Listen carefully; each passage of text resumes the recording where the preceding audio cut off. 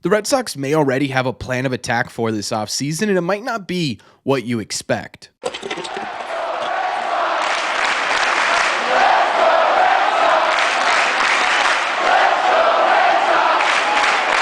What is going on, everybody? Welcome back to Red Seat Radio. My name is Corbin. The biggest question we're all trying to answer right now is how are the Red Sox going to go about this offseason? Is it going to be mainly on the trade market? Is it mainly going to be on the free agent market? Is it going to be a mix of both or none of the above? What are the Red Sox going to do? Well, yesterday we may have gotten our first glimpse as to what the Red Sox plan may be. Plus, we've got stars on the Boston Red Sox asking for more. So what we are doing in today's video is we're going to break all of it down. We're going to talk about the latest Red Sox news and rumors and what it could mean for the Red Sox offseason. Thank you all very much for clicking on this one.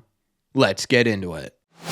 Okay, so I wanted to start with the smaller news item here before we get into the bigger, more impactful one. And the smaller news item is that Trevor Story wants this team to continue to add. In an article by Alex Spear, he had a quote from Trevor Story that I found absolutely fascinating. The quote said, "We're the Boston Red Sox. I think adding is what you expect. We'd love to see that be the case. Hopefully, now that we have a pretty solid core of young guys, it's a perfect opportunity to add." I actually really love this quote from Trevor Story, and it's for a couple of different reasons. The first is that it's kind of a call to action without actually calling anybody out, right? Last offseason, Kenley Jansen came on record, and he said a very similar statement, but he said more so, hey, this wasn't what I was promised. I was promised more. I demand more. Trevor Story here is essentially saying, hey, look, guys, we're in a really good spot. We would love if you'd finally invest in this team, and I really like that approach from Trevor Story. Now, I know there are going to be a whole lot of comments the second I bring up Trevor Story about how he hasn't exactly been an asset to the Red Sox over these 3 years,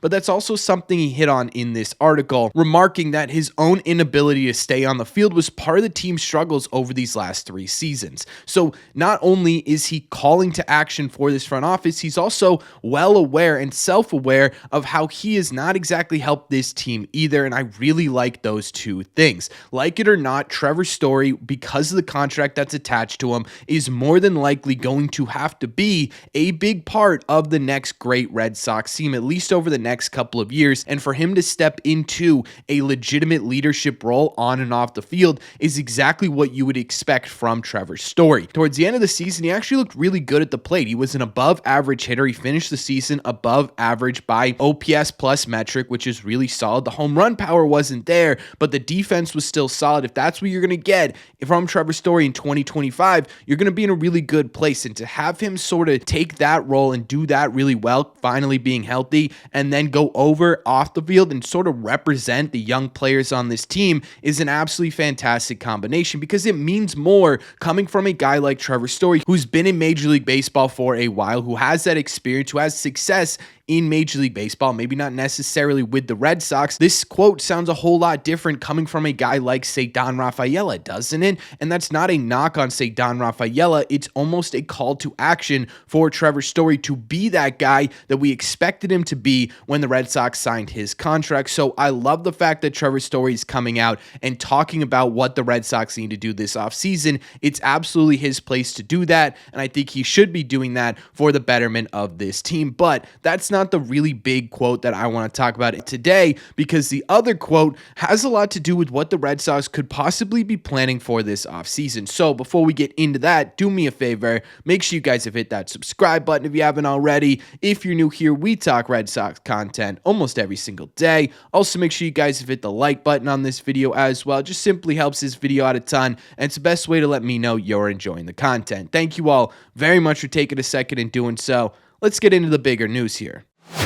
An article by Jen McCaffrey of The Athletic came out yesterday regarding the Boston Red Sox current situation. There was one statement in there, in my opinion, I think a lot of people's opinions, that really stood out above the rest. The exact quote was, "The Red Sox seem more likely to focus their resources on the rotation than outbidding a team for a reliever. Trades also figure to be part of the solution." To me, this is an absolutely fascinating statement, because for the most part, everything we have seen so far from every quote that has has come out of this front office, it feels more so likely that they are going to be focusing on the trade market as opposed to the free agent market in order to make improvements on this team. This statement is sort of the exact opposite, right? Now, resources itself can mean a whole lot of different things. Trade pieces are absolutely resources to this Red Sox team, but for me, the fact that she almost immediately after that put the word outbidding on a reliever indicates to me that she's more so talking about financial resources than she is player resources. And again, maybe that's not correct, but at the same time too, that really feels like what this is pointing at, and this would be absolutely fantastic. I think best case scenario for Red Sox fans and the Red Sox this offseason is to go out and actually invest in this product, actually go out and pay for a front end starting pitcher that alleviates the idea of having to trade all-stars or potential superstars from your catalog as opposed to trading more depth pieces to be able to fit these guys on this team, and going out and getting an ace caliber starting pitcher would absolutely allow you to do that. Now, the big question here and the big thing that I want to talk about with this conversation or with this statement is, what does resources actually mean? The cynic in me, the guy who has stood here and watched and talked about the Red Sox going out over these last couple of years and probably looking more so for a good deal as opposed to the best talent, immediately goes to think, okay, well, resources, yeah, great, but that means probably a guy like Shane Bieber coming off an injury, or Walker Buehler coming off of a really down season and another injury, or a guy like Sean Manaea, who's actually had a really solid season for the New York Mets, but at the same time too has been really struggling over the last couple of years, right? And that's sort of the resources that they're willing to put into this Red Sox team. Another sort of reclamation project, a guy with a really high ceiling, and having Shane Bieber or Walker Buehler in their prime at the top of this rotation would be fantastic, but so far from a sure thing, right? It doesn't ooze confidence in this front office or in this team's ability when you're relying on a guy who's either coming off an injury and not pitching well, or a guy who hasn't really pitched well throughout his career but is coming off of a really solid season. However, on the other hand, the sort of blind optimist in me, the guy who's looking at this team and saying, how can the Red Sox not invest in this product at this point, right? You have sort of backed yourselves into the biggest corner you possibly could, because this team is ready to go. You are getting an influx of incredibly talented players. You have incredibly talented players on this team. If you invest in this product, you're talking about a legitimate competitive team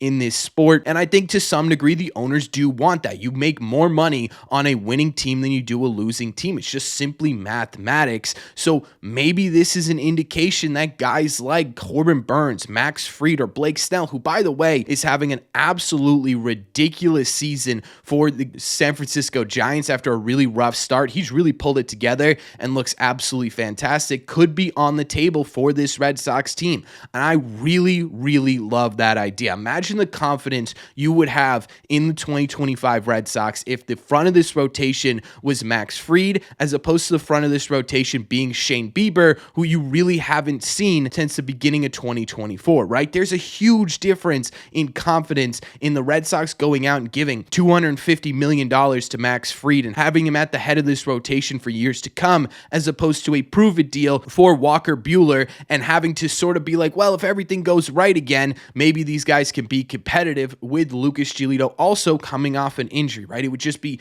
such a different feel in confidence. The other part of this too is the fact that she mentioned that trades could be a solution for relievers, which to me is really fascinating. I wonder if the Red Sox are sort of starting to pivot a little bit here after statements about the Seattle Mariners probably not looking to trade any of their starting pitcher, and the Miami Marlins saying, yeah, we don't really know if we're going to trade any of our frontline starting pitchers either, really sort of pushes them into, okay, what if we focus on pitching through the free agent market and go after relievers on the trade market, which opens up the field so much more. It is much easier to acquire a solid back-end reliever than it is a front-end starting pitcher with some control. Now you could sort of look at, like I said, this sort of completely changes the landscape of what the Red Sox could be looking at in terms of making room on this roster. The initial thought here was if the Red Sox want to do anything big this offseason, they're going to need to put guys like Marcelo Meyer, Roman Anthony, Christian Campbell, Jarren Duran, or Tristan Casas,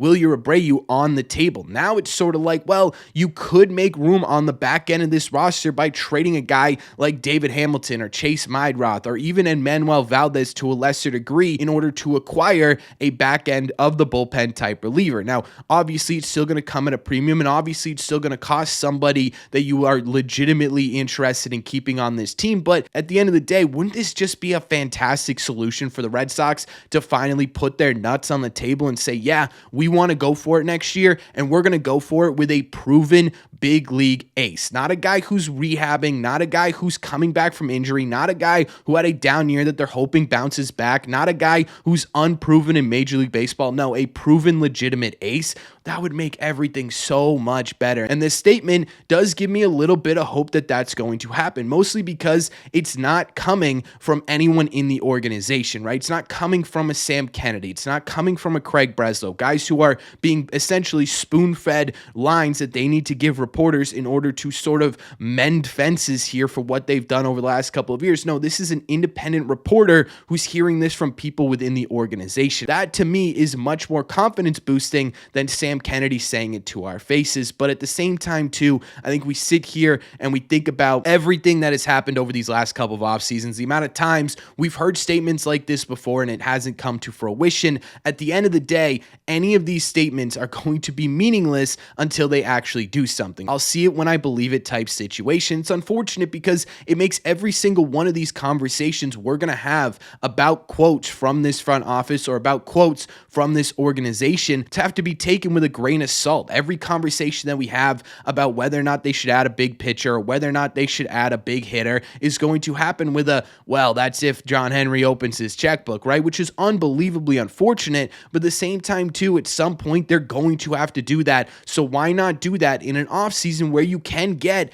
a legitimate frontline starter with just simply money and then figure out the roster from there? Everything becomes so much easier if you could just actually do what a big league team would do and stop allocating funds for music halls and start allocating funds to make this team better. But that's just my opinion. So let me know in the comment section down below, what do you think about all this? What do you think about Trevor Story's comments? Do you agree with them? Do you like what he's saying? What do you think about this statement about allocating resources towards starting pitching? Do you like that idea? Would you rather they go the trade route? What are your thoughts on the latest Red Sox rumblings in the comment section down below? As always, if you made it to the end of this video, do me a favor. Make sure you guys have hit that subscribe button if you haven't already. If you're new here, we talk Red Sox content almost every single day. Also, make sure you guys have hit the like button on this video as well. Again, it just helps these videos out a ton. It's the best way to let me know you're enjoying the content. Don't forget, if you want to listen instead of watch these episodes, all you got to do is head over to your favorite podcasting app, Spotify, Apple Podcasts, and look up Red Seat Radio. Thank you all very much for clicking on this one, and I will see you in the Red Seats.